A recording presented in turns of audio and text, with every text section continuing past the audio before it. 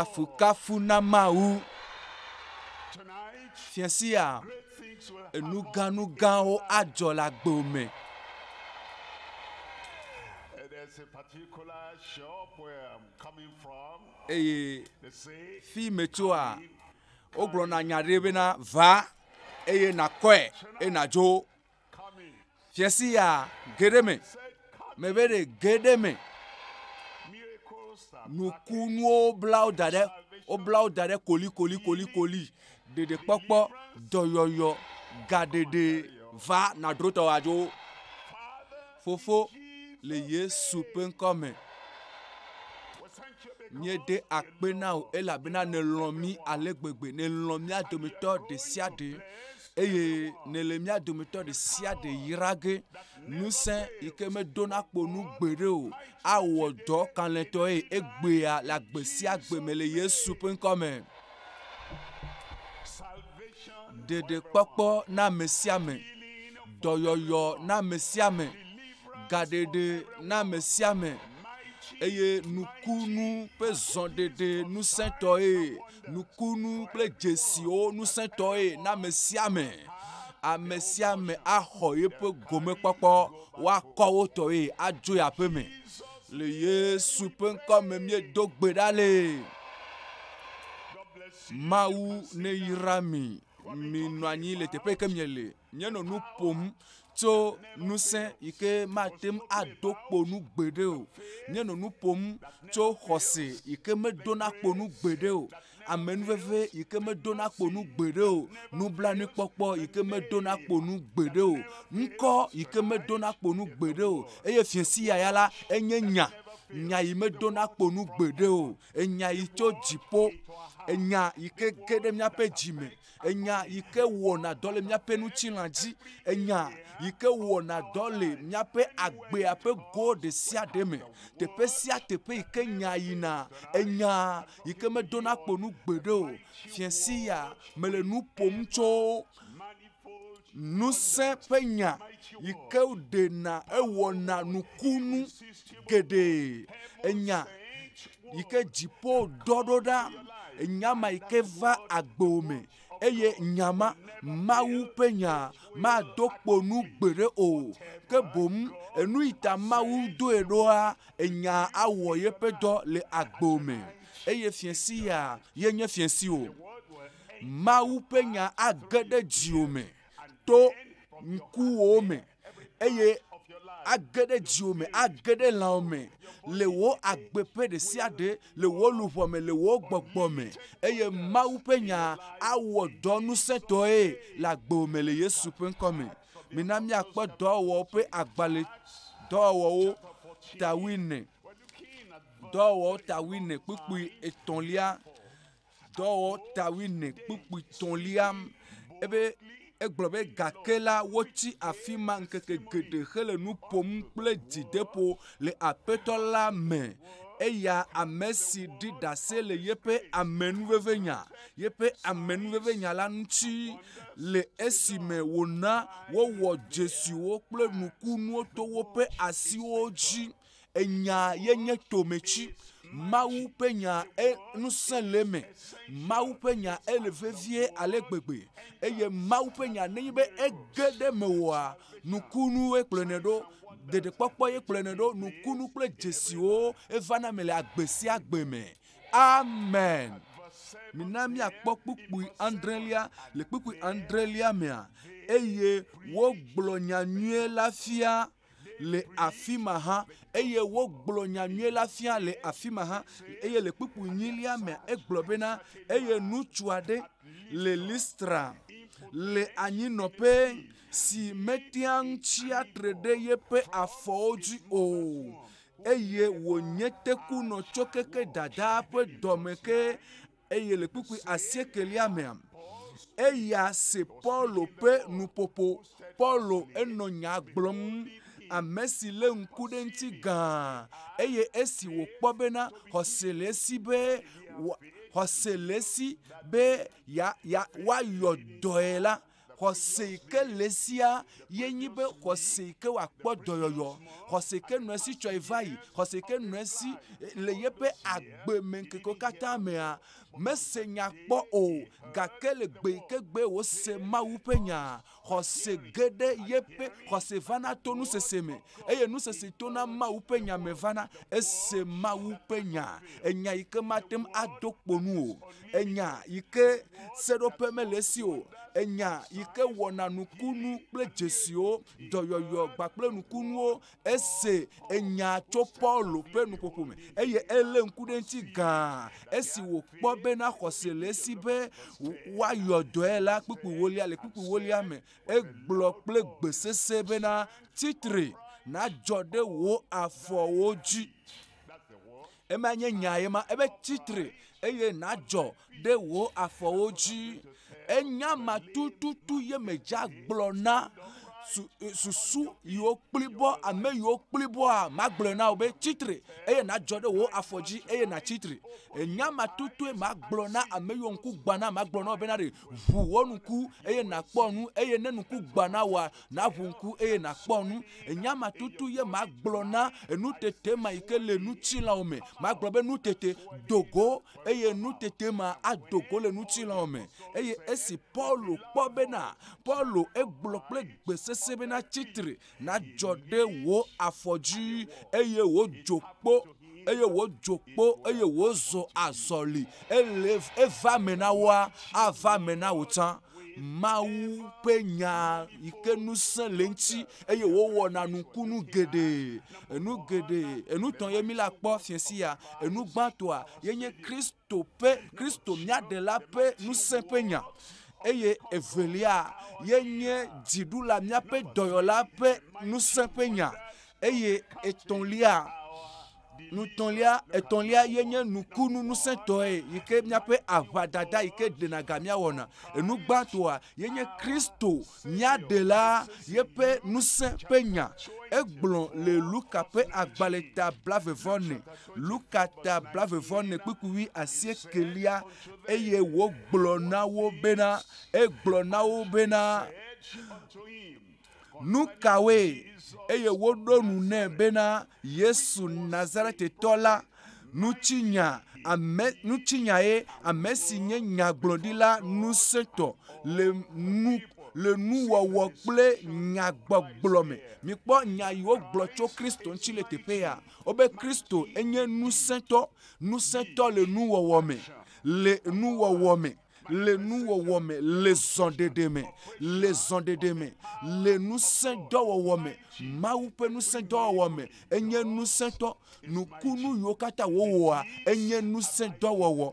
Yeƒe nuwɔnawo nye ŋusẽdɔ eye le agbo mea Yesu awɔ ŋusẽdɔ ɖe le agbo me, awɔ ŋusẽ ƒe nukunu dɔ ɖe le agbo me, awɔ zɔɖeɖe ŋusẽtɔ ɖe le agbo me. Enye ŋusẽtɔ le enuwɔwɔ me, enye ŋusẽtɔ le nyagbɔgblɔ me, le amewo kple amegbetɔ, Mawu kple amegbetɔ ƒe ŋkume. Adika sia adika yi ke le amegbetɔwo dzi, ne Kristo ƒo nu ɖe, mehiã bena kasi ame sia ame ŋuti o lo, mehiã bena wòaɖe asi ɖe wo dometɔ ɖe sia ɖe dzi o. Enya koe elabena yeƒe nya ŋusẽ le eme le agbo mea. Kristo ƒe nya yi sem nelea awɔ ŋusẽdɔ le agbo me. Ŋusẽdɔ egɔme ɖe miakpɔ naɖe le ŋkɔ na wò eye ehiã be nakɔe eye wò ŋutɔ ne dze agbagba vɔ amete le kɔme mate ŋu akɔkɔe sentimeta ɖeka gɔ hã o le kpakple nye dzɔdzɔme ŋusẽa amegbetɔ ƒe ŋusẽa nye mate ŋu akɔkɔ mekɔkɔe ɖo kpo eye agbakpekpe ma ekpe gã ma wodzi be woakɔkɔe yi dzi eye woava ɖe ɖe teƒe nyuietɔ le xɔtutua me, gake la enu yi glo amegbetɔ la matsinuwo ya ŋusẽ le wo si eye katapila ɖe koe la va afi ma koa eye amegbetɔ yi ke le ku katapila amegbetɔa la kui eye atutu enu ike amegbetɔ matem akɔkɔ enu ike amegbetɔ ɖeke matem akɔkɔ ame ala nanyi le azikpe me koa azina ɖe koa eye mazã ŋusẽ ɖeke gɔ hã ye ko nakpɔ bena katapila tɔ adidi eye wòakɔkɔ ekpe ma enukpekpe ma yi ke amegbetɔ matem akɔ gba kple yeƒe ŋusẽ o eye machina akɔkɔ nu ma eye wòasɔe sɔ da ɖe teƒe nyuietɔa nu ma nenema mawu ƒe nusia le ma enu yi ke amegbetɔ matem akɔkɔ enu yi ke dzɔdzɔme ƒe nunya matem akɔkɔ enu yi ke amegbetɔ ƒe nunya matem akɔ o ɖekoe mayɔ Yesu Kristo ƒe ŋkɔ be butɔ ko mazi la mehiã be mado ɣli o mehiã be mawɔ naɖeke o ɖeko magblɔ be le Yesu ƒe ŋkɔ me evɔ mezi butɔ avɔe ma eye nakpɔ be cancer ma yi ke le agbo mea yɔmekpe ma yi ke le agbo mea ekpo ma yi ke le dziwo mea fɔbubu ma yi ke le teƒe ma teteɖeanyi ma yi ke le teƒe ma adzo le agbo me wakɔe dzo le agbo me le fiesi ya ye nu ma la dzɔ lo mebe fiesi ya ye wòadzɔ elabena aƒetɔa ƒe ŋusẽ ƒe nya enu yi ke amegbetɔ matem akɔkɔ dzo wa aƒetɔa ƒe ŋusẽ nya akɔkɔe ɖa le agbo me le Yesu ƒe ŋkɔ me. Mina miakpɔ Marko ta ve miaxli tso kpukpui atɔ̃lia ke esi Yesu kpɔ woƒe xɔse enu yi ke wose Yesu wɔ le ame bubu ƒe agbe mea wogblɔ be o ne be Yesu ate ma wɔ ema egɔme be awɔ tɔnya tsã elabena xɔse vana to nusese me eye nusese la etso na Mawu ƒe nya me vana enu sem ne le fiesi ya ɖo ma hi nyisɔ kea wo ame nɔ to dzo mese kpɔ mese nu yi ke mese va ne le ɖaseɖiɖiwo sem enu yi ke wowɔ yawo ɖagbe fi ɖagbe memle ɖagbe esi me ye ne le mɔkpɔkpɔ nyuietɔ ɖe me le dziwo mea nenye bena ame yiwo do ŋkɔ na ya enu ma yiwo wɔ na wo ye xɔse lo tsã asi o eye nenye bena aƒetɔa ele tɔ wɔ ge nɔ fiesi ya atsɔ nu vɔ̃ wo ke o atrɔ agbe o eye aklɔ nu ƒoɖiwo katã le susuwo me wole agbo me aklɔ wo dzo le xɔse yi ke le ɖo le edzi ta esi Yesu kpɔ woƒe xɔse la egblɔ na lãmetututɔ la bena vinye wotsɔ wo nu vɔ̃wo ke o ekpã nya ɖeka ƒe koe wotsɔ nu vɔ̃wo ke o fɔbubu wɔwa woɖewo dzo fɔbubu wa edzo denugble tso nu ma ŋuti enu yiwo katã wowɔ eƒe wo ƒe blave eƒe geɖegeɖewo va yi wodzagbagba le numɔŋtsi ƒe geɖewo gake mete dzo va enyati ɖeka ƒe koe Yesu gblɔ fɔbubu ma woɖe dzo nu vɔ̃ yiwo katã ne wɔ ƒe geɖewoa nya ɖeka ko wogblɔ yewo katã wodzo eye eyɔe be vinye eyɔe be mawuvi azɔ nezu mawuvi nyɔnu yi ke dze nezu mawuvi ŋutsu yi ke dze elabena wotsɔ nu vɔ̃wo ke o menyi be ema ɖeɖe ko exɔ tsɔtsɔke meva ƒudzu gblɔ be matem aƒudzu gɔ hã ɖe elabena wokɔkɔe le abadie wokɔkɔe amene kɔkɔe vɛ eye mete le kpukpui asiekelia me kae bɔbɔwu be woagblɔ na lãmetututɔ la bena wotsɔ wò nu vɔ̃wo ke o loo alo woagblɔ bena titre natsɔ wo aba eye nazɔ azɔlime hã kpɔkpukpui ewolia ke ne mianye bena ŋusẽ le ne mianye be wo nanye bena ŋusẽ le amegbetɔvi la si Kristo ema be wòatsɔ nu vɔ̃wo ake le anyigba dzi ŋusẽ le esi nesia menyi be le Yerusalem ɖeɖe koe o menyi be ɖe le Nazaret ɖeɖe koe o menyi be ɖe ŋusẽ le esi be wòawɔ dɔ le Kapernaum ɖeɖe koe o ŋusẽ le amegbetɔvi la si le anyigba dzi ekpɔ ŋusẽ le Lomedzua me Yesu kpɔ ŋusẽ le Togodu ya me Yesu kpɔ ŋusẽ le Togodu ya me Yesu ekpɔ ŋusẽ le teƒe sia teƒe le Togo ƒe anyigba ya dzi. Ŋusẽ le Yesu si le Togo du bliboa dzi. Yesu ƒe ŋusẽ ɖe metsi Yerusalem ɖeɖe ko. Yesu ƒe ŋusẽ metsi Nazaret alo Kapernaum ɖeɖe ko. Kpɔ nyatsia ɖa elabena ekpɔ ŋusẽ le anyigba dzi be wòatsɔ nu vɔ̃ ake. Meka teƒe ke ne le o. Ne le yɔ aƒetɔa ƒe ŋkɔ le fiesi ya, nu vɔ̃wo katã woatsɔe ke o le Yesu ƒe ŋkɔ me. Egblɔ na lãmetututɔ la bena mele gblɔ na o, mele gblɔm na o, mele gblɔ na o bena tsitre tsɔ wo aba ɖo ŋku edzi lo. Wokɔkɔ ŋutsu ave ye lo. Ame ne kɔkɔe le aba dzi va teƒe ma eye azɔ Yesu le gblɔ be tsitre eye nàtsɔ wo aba nayi aƒe wo me. Kpukpui velia tete wo wɔn ka hã. Tete egɔme be enumake gblɔ na ame ke le axawo dzi be enumake. Gblɔe ne nyuie ɖe la. Gblɔ ne be enumake eye me kpɔe ŋkume kple ŋkume meganɔ anyigba kpɔm kafi nagblɔ nya ne o. Kpɔe tutututu nagblɔ ne be enumake. Nenema tsɔtsɔ ke wòadza va fiesi ya. Nenema ɖeɖekpɔkpɔ wòadza va fiesi ya. Nenema dɔyɔyɔ wòava fiesi ya. Enumake tete wò tsitre eye enumake esi wòtsɔ yeƒe aba la edo go le wo katã ƒe ŋkume.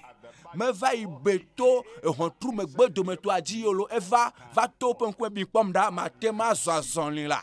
Mete le nu kpɔm la, mete le bɔbɔ la, mete dzɔ leke la, mete tsitre, mete le nu sem fiesi ya ɖe. Wòtsa nava amewo ƒe ŋkume eye nasɔe fia wo enu yi ke Kristo ƒe ŋusẽ ate wɔ le agbo mea natsɔe fia wo. Ŋusẽ le Kristo si be wòayɔ dɔ, ŋusẽ le Kristo si bena wòaɖe ga, ŋusẽ le Kristo si bena wòatu kame. Ezɔ va wo katã ƒe ŋkume. Le wo katã ƒe ŋkume nenem bena kufia ɖo wo katã eye wo kafu Mawu gblɔ bena miekpɔ ale nu siawo tɔgbe kpɔ o. Enu yi mekpɔkpɔ gbeɖe le wo ŋutɔ le agbo me o ɖe. Nukunu yi mekpɔkpɔ, ɖeɖekpɔkpɔ yi ke mekpɔkpɔ, gaɖeɖe, xɔxɔƒle, ɖeɖekpɔkpɔ yi ke meva agbo me kpɔ oa, fiesi ya ela va na o. Mina miakpɔ ɖoƒe velia, nu velia yenye ŋusẽ dɔwo yi ke dziɖula miaƒe dɔyɔla wɔna.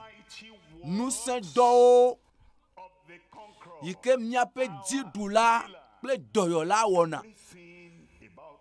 Enu yiwo katã ku ɖe Kristo ŋutia enye ŋusẽ nuye. Denugbleso ŋuti. Kristo ƒe fufɔfɔ. Maria meva yi dɔ ŋutsu ɖeke gbɔ. Meva yi dzesi wo kple Yosef menɔ dzu abe atu kple asi ene o. Vɔa efɔ fu enye nukunu ƒe efufɔfɔ. Eye yeƒe dzidzia, Yesu ƒe dzidzia enye nukunu kple ŋusẽ dɔ. Eye yeƒe agbetakpɔkpɔ tso ɖevi me kakaka esime Herodes edzi be yeawui. Eye edzi be yeawu ɖeviwo katã gake Yesu ya do le eme enye nukunu kple ŋusẽ dɔ. Eye tsɔ yi edzia teƒe sia teƒe ke Yesu yi. Esi Yesu va ɖo Kapernauma ŋusẽ dɔ wòwɔ. Esi wòyi Nazareta nukunuwo wòwɔ. Eye wòva Yerusalema ŋusẽ dɔ wòwɔ. Esi wòva Lomea ɖe nu ka wòwɔ hã. Mebe Yesu va aƒewɔa mea nu ka wòwɔ hã ewɔ ŋusẽ dɔwo ye. Oh, mebe de Yesu nu ka Yesu wɔ le agbo me hã ewɔ ŋusẽ dɔwo ye. Le telea dzia nu ka Yesu wɔ ewɔ ŋusẽ dɔwo. Mekafu wo. Elabena xɔse wɔa edo go gbakple miaƒe dziɖula, miaƒe dɔyɔla ƒe dɔwɔwɔwo. Kpɔ Luka ƒe agbalẽ tawi asieke. Luka tawi asieke miaxli tso kpukpui blatɔ vɔ adrelia egblɔ bena eye esi wòva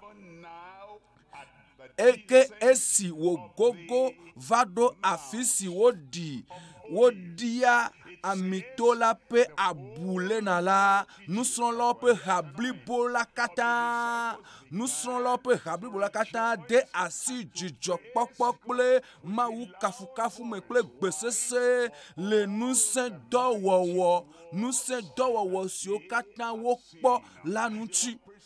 wo no mawu kafum wo gblɔ yaya mi me kpɔkpɔ gbede o ebe yaya mi me kpɔ sia tɔgbe kpɔ o eye nyagbɔɖilawo katã le nubabla xoxo mea o me wɔ nu sia tɔgbe kpɔ o mi kpɔ ɖa nuku agbatɔwo le kpɔ nu kplibɔkplibɔtɔwo le zɔzɔli eye ame yiwo woƒe ʋu nɔ dodom le lãme na wa eʋuawo nu tso enu yawoa o gale dzɔ egbea le Yesu ƒe ŋkɔme numawo ke gale dzɔ le míaƒe ʋɔnu le Yesu ƒe ŋkɔme mi le kafu o le kafu mawu le mawu ƒe nukunu yiwo kpɔ ta le kpekpe blatɔvɔ enyilia gblɔ bena woayra fia si gbɔna le aƒetɔ la ƒe ŋkɔame ŋutifafa le dziƒo eye ŋutikɔkɔe le dziƒo bo ŋutifafa tso dziƒo ge ɖe luʋɔwo me ŋutifafa tso dziƒo ge ɖe wò gbɔgbɔ me ne kpɔ ɖe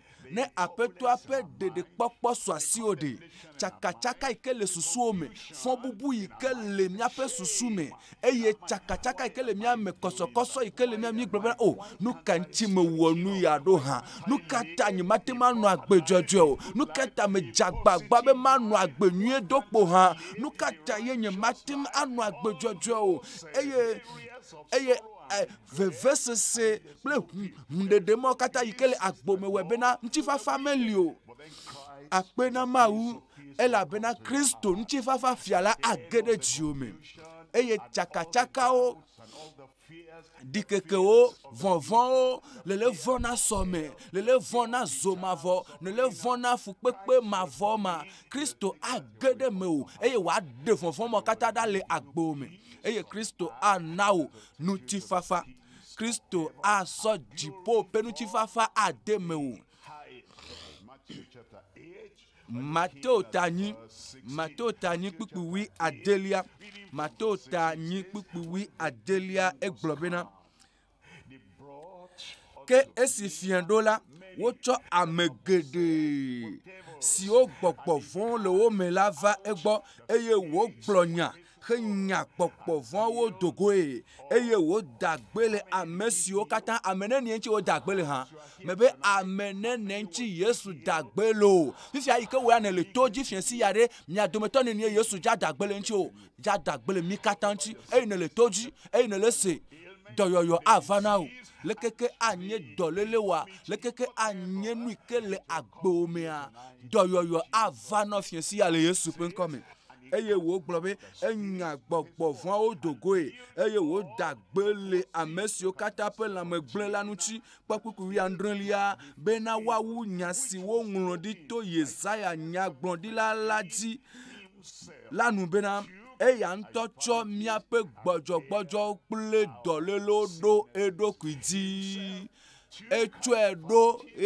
etsɔ míaƒe dɔlélo kple míaƒe gbɔdzɔgbɔdzɔ ɖo ye ŋutɔ eɖokui dzi ele dzi dɔlélo abe agba kpekpe ɖe ene bena ya kɔkɔe bena ya droe dzo bena ya da kɔkɔe dzo ne be agba ɖe le agbo me mete le kɔm o eye wo ŋutɔ ne dze agbagba be ɖe ya kɔkɔe tso afi ɖe asɔ va yi da gbe le eƒu me yatsɔ va yi da gbe bena ɖe ne ya ŋlɔe be kenke vɔ le dze agbagba ʋuu mete le wɔm o fifia ne va yɔ ame ɖe va le be o tafla tie lo o me kafe ke le dzi be matsu na yo lo va kɔkɔ agba ya ɖe va kɔkɔe dzo eye ne yɔ agba ne ye ko amea be o fi ka agba ɖe eye ne va ele be na sɔ agba fie ye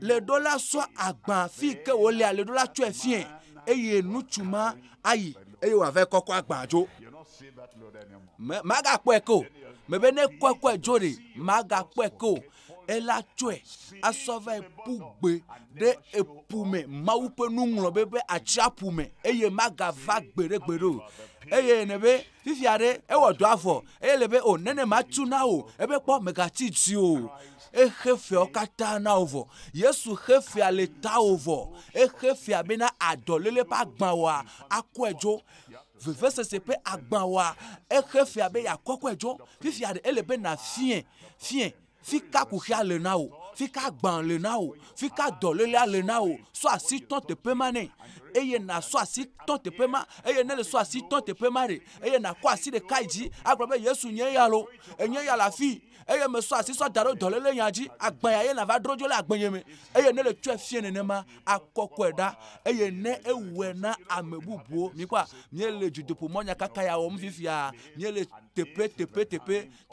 teƒewo fifia egbɔna edza va Togo tsã eye ele lɔ dɔlélo le teƒe vovovowo eye ne fiasi ya adro dɔlélo dzo eye nɔvi nyɔnu ɖe exɔ dɔyɔyɔ eye edɔ yi ke nɔ ŋuti nye edidɔ esime Kristo va kɔkɔ agbamadzo Yesu ewɔe nɛ eye wò tsã awɔe na wò tsã mina míase aƒenɔ dzidodo míase yeƒe ɖaseɖiɖi ebe yeƒe ŋkɔe nye endurance kuxive ye le yeƒe agbe me ɖeka ye nye eʋusisi dɔ eye ɖeka enye nukudɔ esime dudoƒo mɔnyakaka nɔ dzi yima yegblɔ be Mawu yakpɔ dɔyɔ esime pastor egblɔ mawunya vɔ eye wogblɔ bena nakɔ asi ɖeka yi dzi eye nasɔ velia ada ɖe afi ke kuxia le eye wɔ amen mamlɛtɔa yewo gblɔ kɔa ye ko esena ɖe le yeƒe lãme aƒeme ye va yi ɖoa o sa ye matem anɔ anyi o ye matem anɔ amewo dome le ʋu sisi dɔa ŋuti va yi da kpe na Mawu to dzodoƒo mɔnyakaka me Mawu ewɔe na ye to pastor WF Kumuyi dzi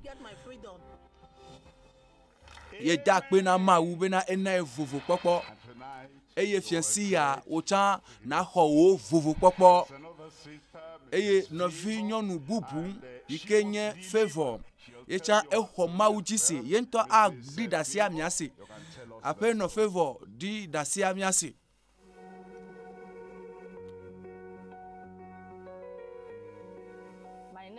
Ŋkɔ nye ye nye Deborah Mamo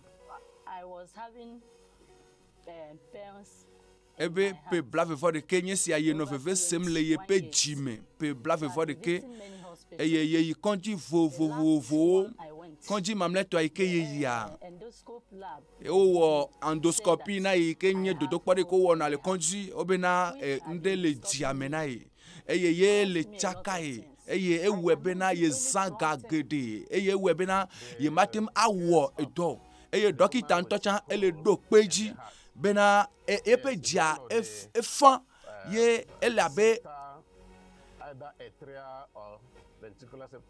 eye enye dɔléle aɖe yi ke etsona dzidzime me ye eye akplɔe yi ku me ye aku ewɔe ne be yeƒe agbe me ama se vivi le yeƒe agbe mo gake nɔvi nyɔnua be ye nɔ gbe dom ɖa na Mawu bena gbe ɖeka ɖe Mawu la sra tsã ye kpɔ le pe dzinu wuivelia me le dzodoƒo mɔnyakaka ƒe yia Mawu ɖo ŋku dzinye Mawu ƒe amea do gbe ɖa vɔ ye be gaɖo ŋku edzi gɔ hã ya ye ne ɖokui dzram ɖo bena ya yi takpekpe le penu ye ko nua gblɔ na ye bena o fifia kuxi wa ɖe ebe ye me gale kpɔm o fifi ɖe ye le tsikpo la ye le tsikpo akpe na Mawu yi ke ɖe ga ye ele tsikpo Mawu tu ke le dzi dɔléle pe blavevɔ-ɖeke kafukafu na Mawu aƒetɔa aɖe ga wò tsã Mawu ɖe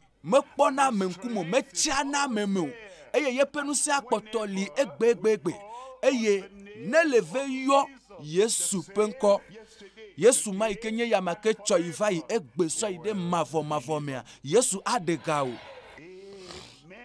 Amen.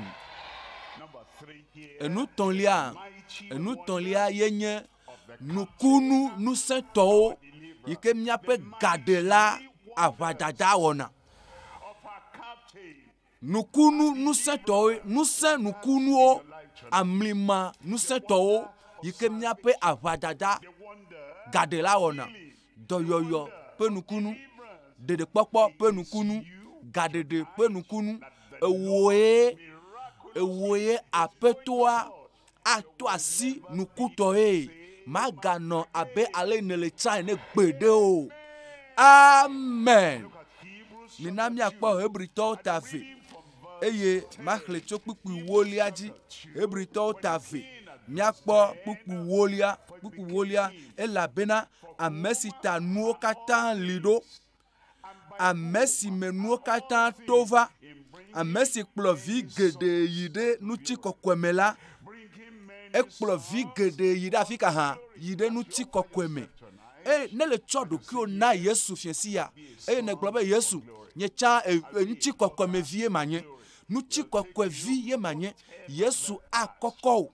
Meka tsã ƒe agbenɔnɔ wa o lo. Meka ŋutinya yi ke tso ŋutiwo o lo. Meka ale yi ke ne deto le ɖiƒoƒoa me. Ale yi ke ne deto le nu vɔ̃ wɔwɔ me o. Meka ale yi ke ne deto le nukpe ƒe agbenɔnɔ me o. Yesu akplɔ yi ɖe ŋutikɔkɔe me. Mebe akplɔ ge ɖe ŋutikɔkɔe me. Egblɔ bena ekplɔ vi geɖe me vi ʋɛ ɖe o lo. Menyi be ame ʋɛ ɖe ko ye o lo. Menyi bena ɖe ekɔ ɖe metɔ ko ye o lo.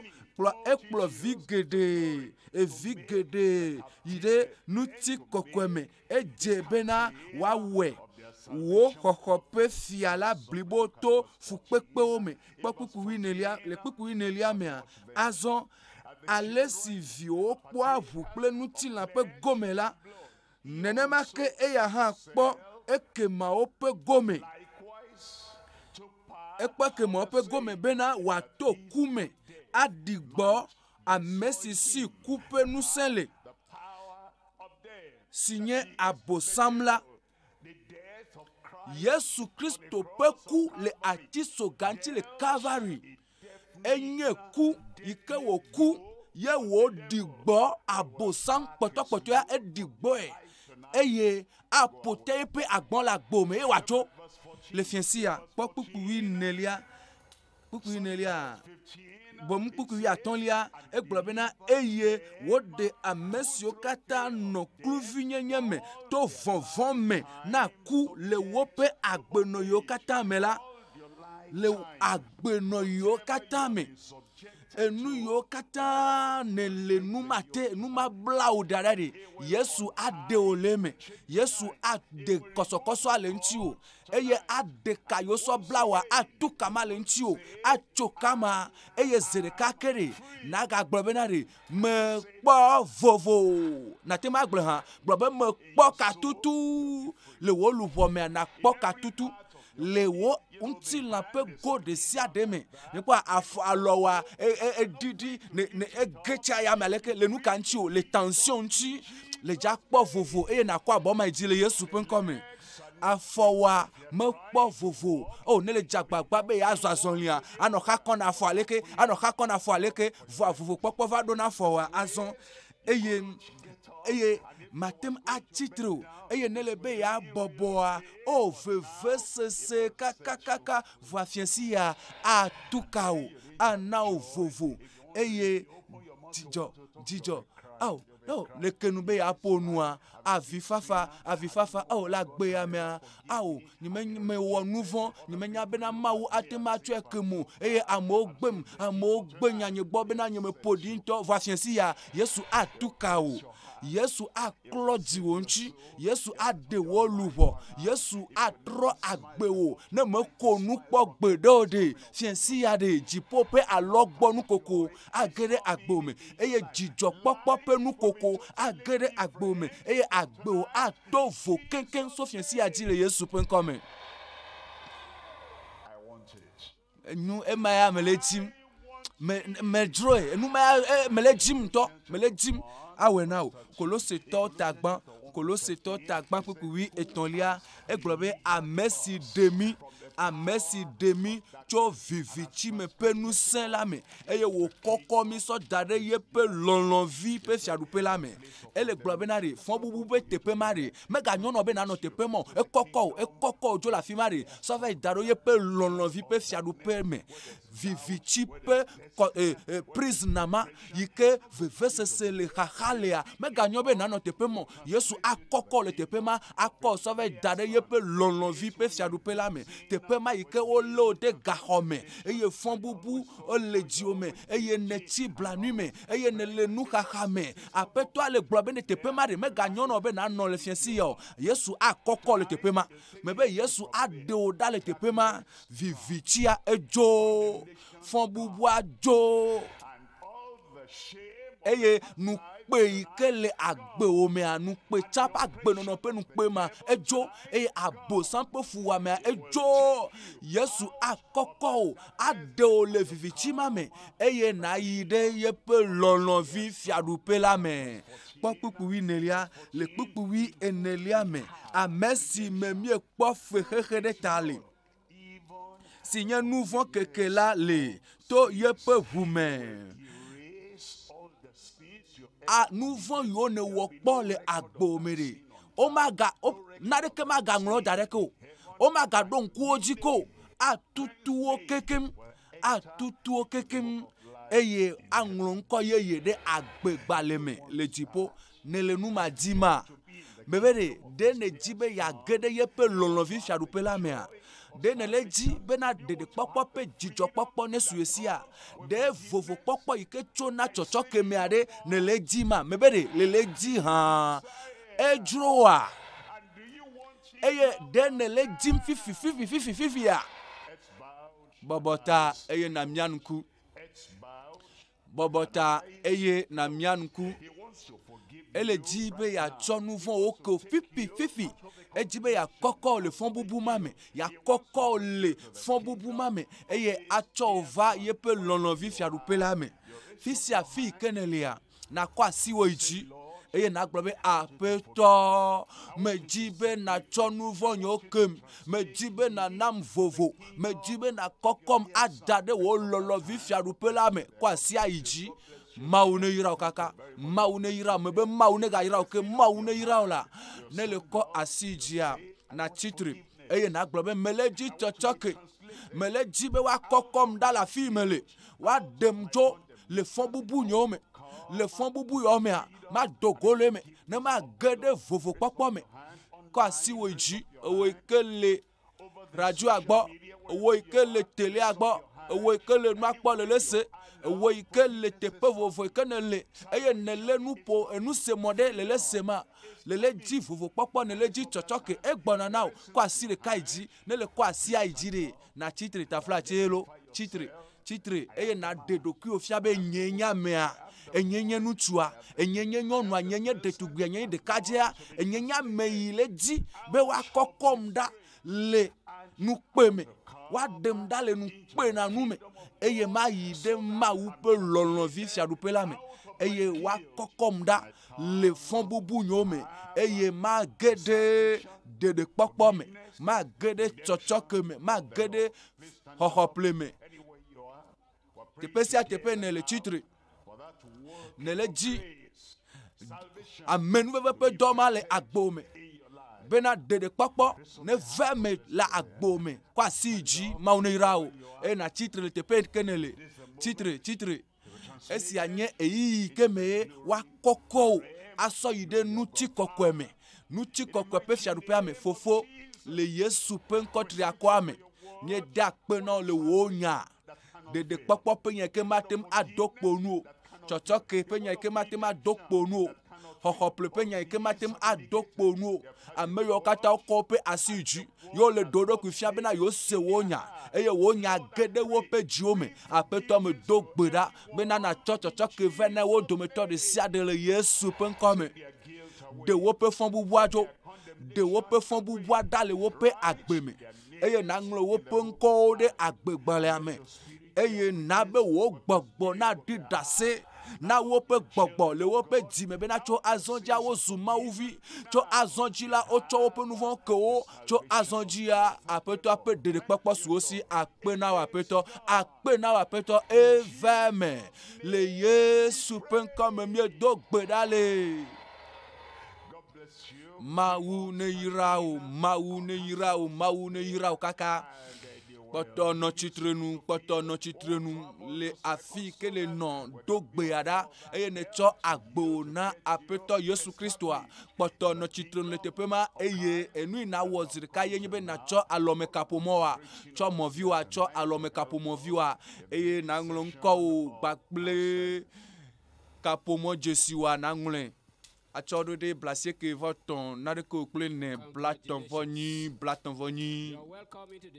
wezɔn ge ɖe Mawu fiaɖuƒe la me eya enye nyametsotso nyuietɔ kekeake wu yi ke wɔna le agbemia ye ma ne wɔ eye abe ale yi ke pastor egblɔe nea enu yi dze be na wɔ fifia ye nye be natsɔ alɔmekaƒomɔa eye na ŋlɔ ŋkɔwo gbakple kɔ yi me ne le gbakple kaƒomɔ dzesiwoa bena woate ŋu akpe ɖe ŋuti na ŋlɔe abe message ne eye natsɔe ɖo ɖe blasieke vɔ tɔn na ɖe ko kple ne blatɔ̃vɔ nyi alo blasieke vɔ ve blatɔ̃vɔ ve na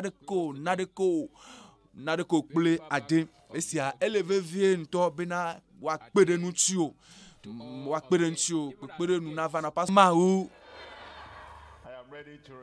mesɔgbe be maxɔ nukunu avava ge na o ava na o le Yesu ƒe ŋkɔ me. Zi ɖeka ke ɖe megale gblɔm nakɔ asiwò yi dzi asɔ nɔ fia be ɖe enye ya lo nukunu nye ya lo mehiã dɔyɔyɔ lo mehiã nukunu lo asi ɖeka ya ne kɔ ya yi dzi sɔ le fia be nye ya eye evelia nakɔe da ɖe dɔlélia ƒe teƒe eye aƒetɔ ava enumake eye wòakɔkɔ agba ma dzo nakɔ asi ɖeka yi dzi eye nasɔ velia ada ɖe afi ke dɔlélia le na o. Ne míeve yɔ Yesu ƒe ŋkɔ ya kɔa ŋkɔa ko míayɔ ye ko míagblɔ be le Yesu ƒe ŋkɔ dzi eklo sia klo ɖo la dze koe dɔléle ma ɖo la dze klo ado go le agbo me fofo le Yesu ƒe ŋkɔ me nye de akpe na wo le wo ŋusẽ ƒe nya wo ŋusẽ dɔwo gbakple wo nukunu ŋusẽ tɔwo nye se wo nya xɔse nyɔ le mía me eye míenye be xɔse medo na kponu o eya ta aƒetɔ míetsɔ míaƒe kuxiwo katã míaƒe adikawo katã míaƒe dɔlélewo katã míaƒe vevesesewo katã míaƒe fuwamewo katã míaƒe vevesesewo mídrowo katã ƒe agbã va nukuwo me aƒetɔ Yesu míaƒe dɔyɔla míaƒe gaɖela lɔ agbã yawo katã ɖa le míaƒe agbewo me le Yesu ƒe ŋkɔ me vevesesewo dogo fukpekpe do fuwame do aɖaʋadɔ do yɔmekpe dogo cancer me be xɔ dɔyɔyɔ abimakumaku xɔ dɔyɔyɔ dikanaku xɔ dɔyɔyɔ kplibɔkplibɔ xɔ dɔyɔyɔ nukugbagba xɔ dɔyɔyɔ tokuku mumu xɔ dɔyɔyɔ eye nutete sia nutete ne dogo le ame sia me ƒe lãme le Yesu ƒe ŋkɔ me aƒetɔ ɖo kpe nukunuawo dzi ɖo kpe dɔyɔyɔa dzi ɖo kpe gaɖeɖea dzi le ame sia ame ƒe agbe me fifi la ame yiwo le afi ya le lome ame yiwo le Togo ƒe anyigba ya dzi ame yiwo le to dzi le nusemɔ vovovowo dzi le Afrika godo afi sia afi ke ne le xɔ wo dɔyɔyɔ pipi la le Yesu ƒe ŋkɔ me eva me ewɔe nam akpe na wò aƒetɔ be le ɖo kpe dzi le Yesu ƒe ŋkɔ me miedo gbe ɖa le do ɖokuiwo kpɔ wo dɔyɔyɔ gaɖeɖe nukunua va ɖo vɔ.